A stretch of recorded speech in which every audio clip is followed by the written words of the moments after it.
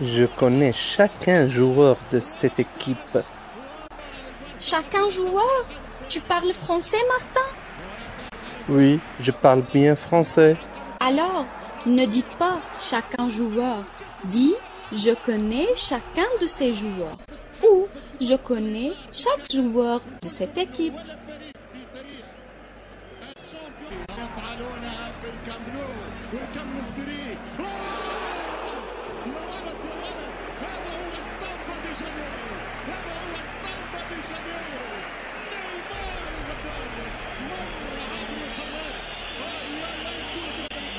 Chacun, chaque, c'est la même chose.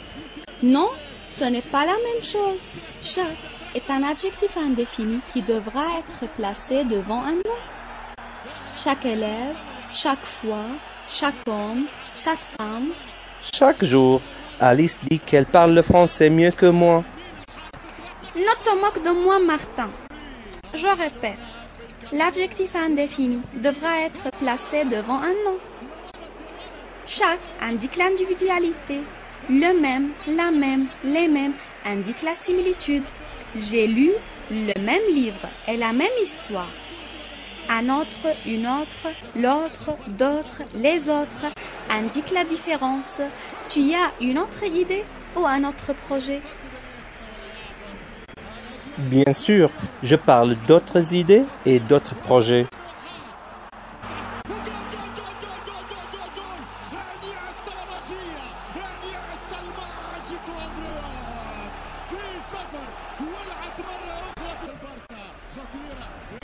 Bravo, Martin! On utilise aussi les adjectifs quelques, plusieurs, certains, certaines pour indiquer la quantité imprécise. Mon joueur préféré a marqué plusieurs buts.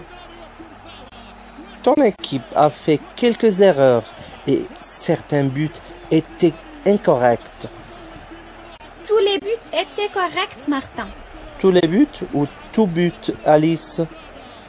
On dit tout le, tout ce, tout mon, tous les, tous ces, tous mes, toute la, toute cette, toute main, toutes les, toutes ces, toutes mes.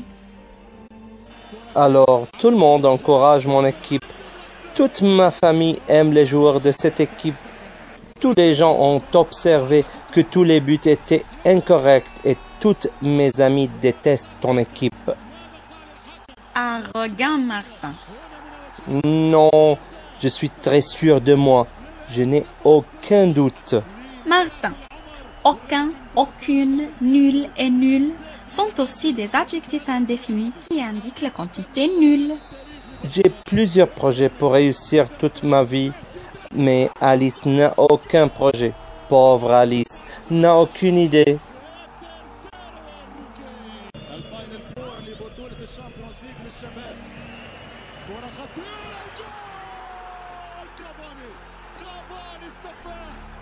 Martin, ça suffit. La première mi-temps du match est terminée.